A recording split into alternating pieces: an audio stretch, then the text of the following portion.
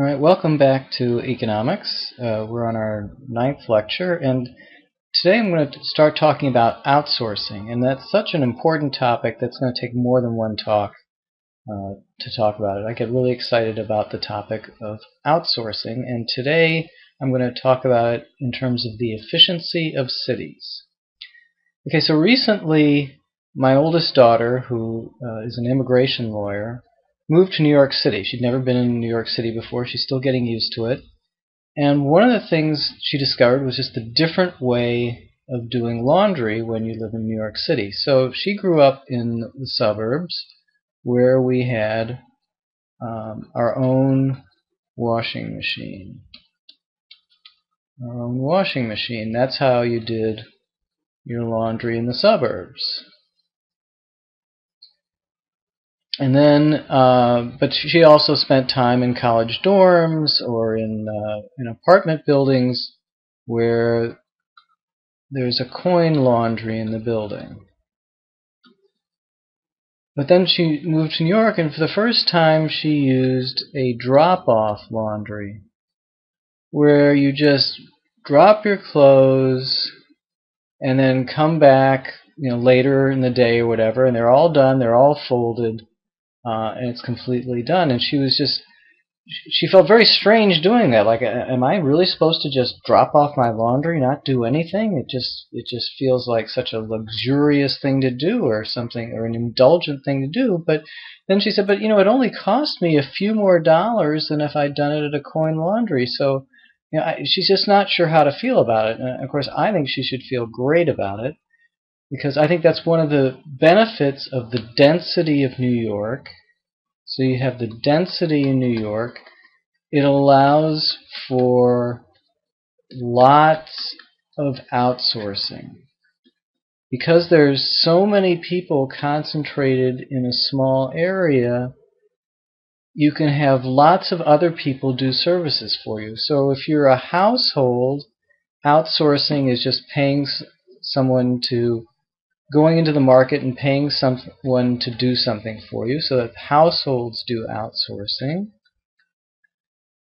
And then businesses also do outsourcing. If a business, instead of doing something internally, businesses will also do outsourcing. And in fact, all three of these methods of doing laundry involve some outsourcing to some extent relative to the way, let's say, you would have done laundry out on the frontier a couple hundred years ago. That is, a couple hundred years ago, you wouldn't have had a washing machine. You'd have had to either go to a water source or bring back water from a water source and do the washing yourself. Very labor intensive, very inefficient. So the washing machine, in a way, you're indirectly outsourcing some of the work to the people who produced, to the producers of the machine. So indirectly, you're kind of outsourcing the work that way, and you're outsourcing the work of getting the water to the water company or the city water provider or whatever. So using a washing machine does involve outsourcing. Using a coin laundry, I think you could argue, is more efficient in terms of outsourcing, because the washing machine is going to remain idle some of the time, whereas a coin laundry, it's probably going to be used more consistently. So the machines won't be idle as much, so there's a sense in which that's kind of more efficient. This is more wasteful, but we don't notice because manufacturing washing machines has become so inexpensive in a modern economy that we can, in some sense, afford to waste washing machines. We can keep, lots of washing machines out in the suburbs idle for long periods of time, rather than put them in a coin laundry where they would get used more. But this drop-off laundry is the ultimate inefficiency, because my daughter's comparative advantage is not in folding laundry. even if she were really, really good at folding her laundry, remember, it's not her comparative advantage. The comparative advantage is like the most valuable use of your time. So let me just remember, comparative advantage. Let's give myself a little more space. So a comparative advantage gives you your most valuable use of time.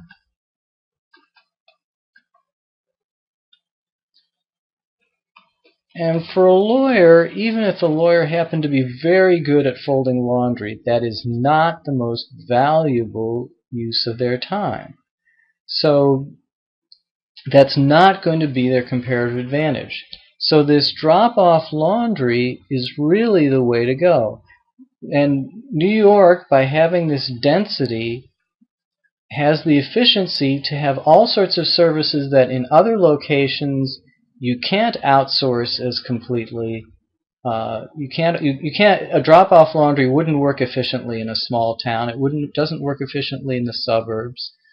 But it is something that you can have them on every couple blocks in the densest parts of Manhattan, and it can be an efficient way to do things. You can grocery delivery, delivering groceries to your place is much more efficient in New York City than it is out in the suburbs.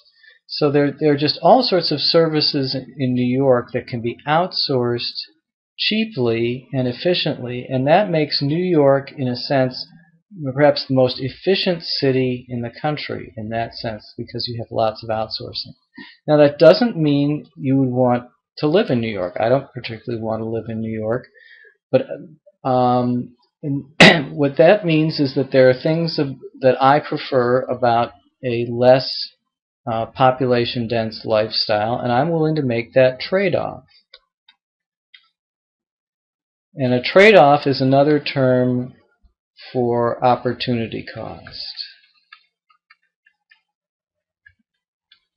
So by not living in New York, I give up the opportunity to have an accessible drop-off laundry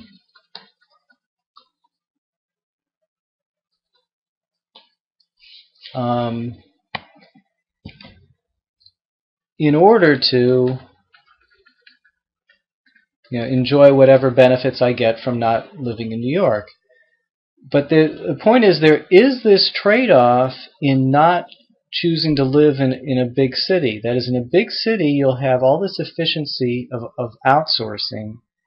And if you prefer a lifestyle with less density, you're going to make this trade-off. You're going to give up some efficiency.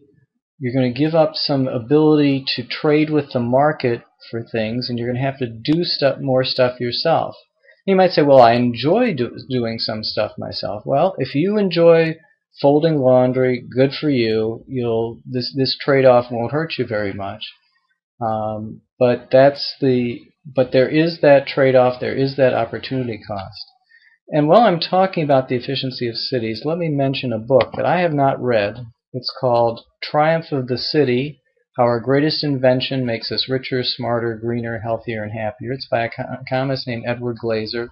As I said, I haven't read the book yet, but my guess is it will say something along the lines I've been talking about the sheer efficiency of a city. And I don't know if it will use the term outsourcing, but that's the way I think of it. That is that the city is very efficient because it allows a lot of outsourcing. And that's just such an important feature of the economy in general. It's how the economy works. Outsourcing, this is one of my catchphrases. I'm trying not to go on forever, but I just love this topic. Outsourcing is the same thing as economic activity.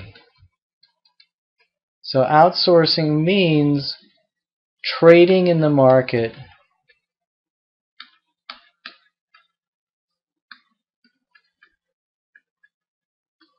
instead of doing it yourself.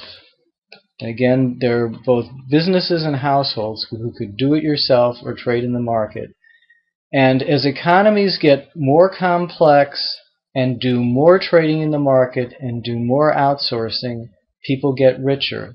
It's better to specialize in providing just one thing to the market, just one thing, and then getting many, many things from the market.